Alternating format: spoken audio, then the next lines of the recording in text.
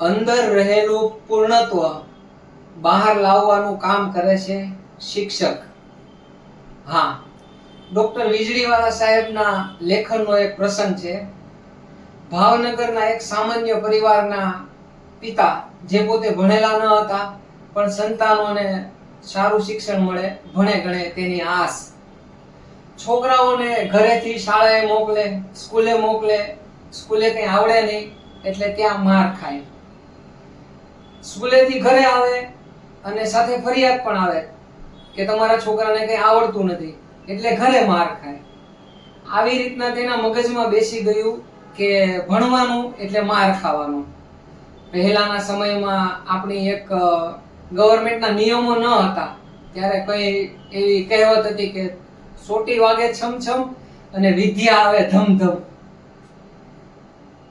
એક દિવસ શાળામાં નવા શિક્ષિકા આવ્યા. શિક્ષિકાએ પ્રથમ દિવસે પોતાના વર્ગખંડમાં કહ્યું કે આજે આપણે ભણવું નથી, તમને શું ગમે છે તે કહો.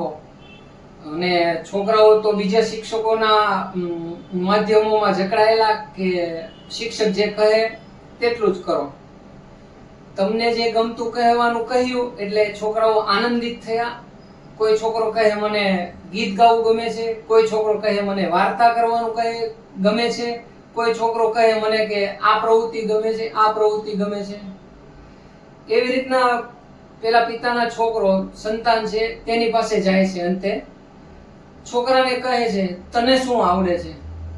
છોકરો કહે છે મને તો માર ખાતા આવડે છે, જલ્દી મારો એટલે આપણો વારો પૂરો. બહેન પ્રેમથી કહે છે ના ના, આવું ના હોય, જો તને આ આવડે છે, જો તને આ આવડે છે, જો તને આ આવડે છે, જો તને આ એકડા પણ આવડે છે, તને આ એબીસીડી પણ આવડે છે, બોલતો. છોકરો ABCD એ અટકી જાય છે. બહેન તરત વાતાવરણ સંભાળી લે છે અને કહે છે જો તને 4 અંક તો આવડે છે, કેટલી સરસ વાત છે. છોકરાની પીઠ થપથપાવીને તેને પ્રોત્સાહિત કરે છે.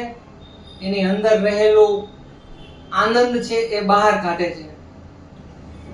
બીજે દિવસે છોકરો વહેલી સવારે ઉઠી જલ્દી નાહી ધોઈ તૈયાર થાય છે અને શાળાએ જવા માટે ઉત્સાહિત થાય છે. જે છોકરો સ્કૂલે જઈ અને માર ખાવા માટે તૈયાર રહેતો એ આજે એના બહેન શિક્ષિકા બહેનને 5મો અંક કહેવા માટે તૈયાર રહે છે.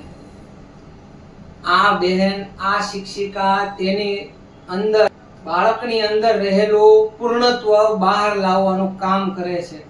એ બાળક આગળ જઈને શિક્ષણ ક્ષેત્રે ખૂબ સારું એવું કાર્ય કરે છે.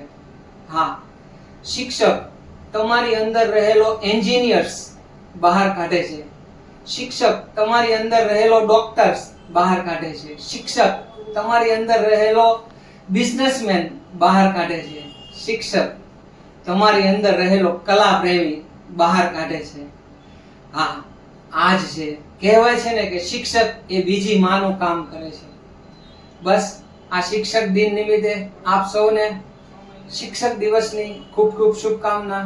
ખુશ રહો, સ્વસ્થ રહો, મસ્ત રહો. જય ભારત.